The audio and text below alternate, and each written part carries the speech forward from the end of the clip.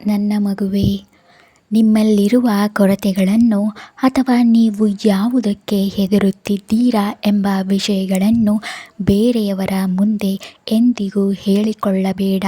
ಅವು ನಿನ್ನ ದೌರ್ಬಲ್ಯಗಳನ್ನು ರಹಸ್ಯವಾಗಿಡು.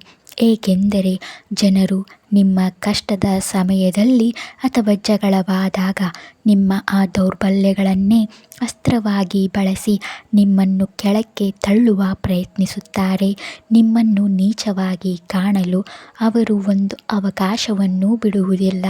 ಭವಿಷ್ಯದ ಯೋಜನೆಗಳನ್ನು ಬಹಿರಂಗಪಡಿಸಬೇಡಿ. ನೀವು ಜೀವನದಲ್ಲಿ ಮುಂದೆ ಏನು ಮಾಡಬೇಕೆಂದುಕೊಂಡಿದ್ದೀರೋ, ನಿಮ್ಮ ಮುಂದಿನ ಗುರಿಗಳೇನು ಎಂಬುದನ್ನು ಯಾರಿಗೂ ಹೇಳಬೇಡಿ.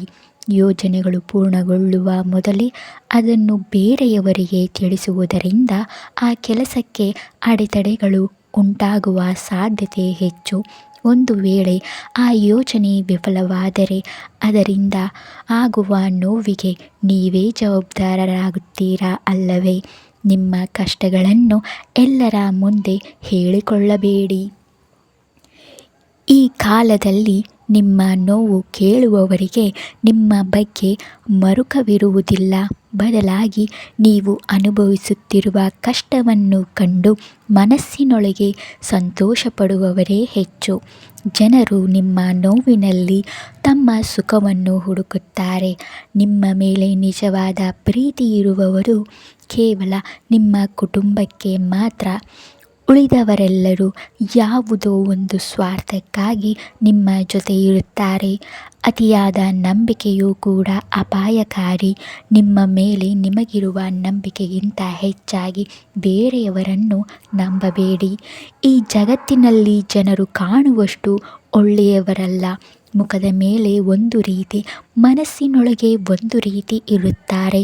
ಯಾರನ್ನೋ ಕುರುಡರಾಗಿ ನಂಬುವುದು ಹಾವಿನ ಜೊತೆ ಆಟವಾಡಿದಂತೆ. ಮಗು, ಎಚ್ಚರದಿಂದಿರು.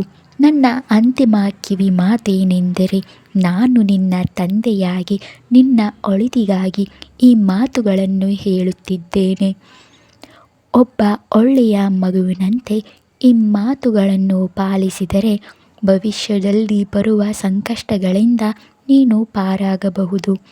ನಾನು ಈ ಸಂಕೇತಗಳನ್ನು ಮತ್ತು ಮಾರ್ಗದರ್ಶನವನ್ನು ಸರಿಯಾಗಿ ಗಮನಿಸಿ ನೋಡಿದರೆ ನಿಮ್ಮ ಜೀವನದಲ್ಲಿ ಯಾವುದೇ ದುಃಖ ಬರದಂತೆ ನಾನು ನೋಡಿಕೊಳ್ಳುತ್ತೇನೆ ಎಂದು ನಿನಗೆ ಭರವಸೆಯನ್ನು ನೀಡುತ್ತಿದ್ದೇನೆ.